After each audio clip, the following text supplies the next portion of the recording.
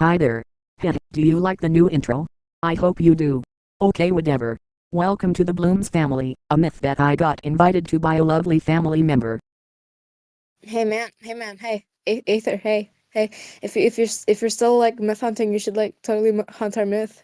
You should totally do that. Like we're so cool. You should totally hunt us. Don't get me wrong, I love interacting, in just some cases. I don't know what to say.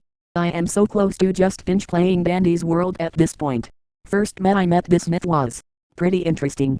Though from thought so far it's pretty well made. Props to the actors for really playing their part. It's a pretty rough start. First time I went to the myth I was welcomed with open arms. A few moments later it all went haywire and then two family members got into a fight. Please don't mind this, I was still loading at the time. From my understanding, this myth has a history of lots of criminal activity, like child endangerment, abuse, assault, and probably neglect too. Though I'll have to look into it more to confirm, if it's true. Let's go over the basics so far. These are the parents.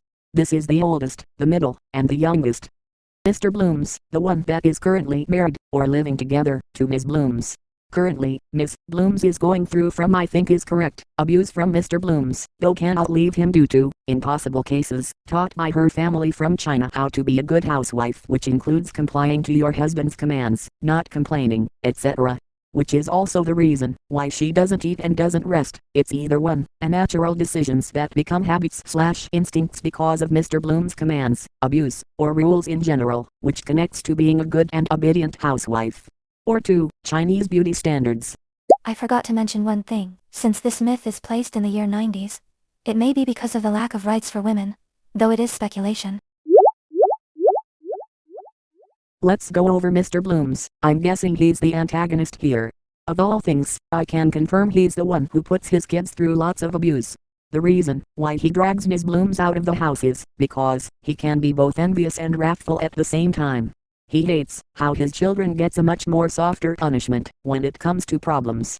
Now here's a question, what led him to this state of abusing his children? Well, I have lots of options to that. It's either one, he went through the same abuse, the abused becomes the abuser. 2. He was taught showing any form of remorse, fear or sadness is a form of weakness. Causing his peers to shift differently into thinking being weak was something that can be taken advantage of, which can be, but he teaches it the wrong way, causing physical attacks, mental abuse, etc. 3. He teaches his children how discipline works through physical pain and mental issues, mostly caused due to hunger for power, drinking, or pride. And 4. He just hates his children. Now for the children, let's go to the oldest one first. The oldest, Vance Blooms, was the one who went through of his father's abuse first. The one who endured everything. Though from what I've seen and asked questions about, this guy has, and probably does, have full custody of all kids in the family. On to the middle. We have Ellen, Savvy, and Russell.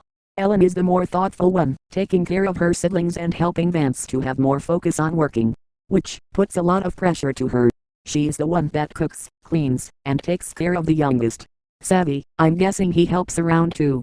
But he's more onto protecting the household because of how often the parents visit. Actually, even if the parents visit regularly, fights like these don't happen often. It's uncertain whether or not he helps around the place too. Russell, I'm guessing he's the youngest's emotional support system. He's Alice, the one who tends the family, and probably gives them free therapy sessions, depending on how long a day has been. He's a listener, but sometimes it pressures him too. And then we have the youngest, Callum.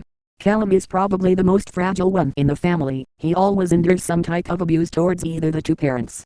Even if he's 13, he has somewhat a mental state of a curious child, which can be a coping mechanism to a traumatic experience.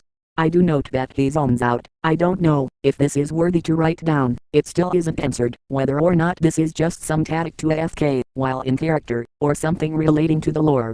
Of all characters I find him very awesome. He let me play dress up with him and I have never felt this happy in a myth. Check them out, they're so cool. Trust me. They're very awesome and you should hunt them. Okay, this is so cringe. These are only possible theories that I can't even confirm without huge proof. I'm gonna tweak, help please. I'll end the video here.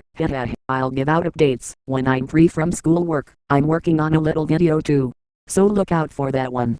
Good afternoon, good evening and good night.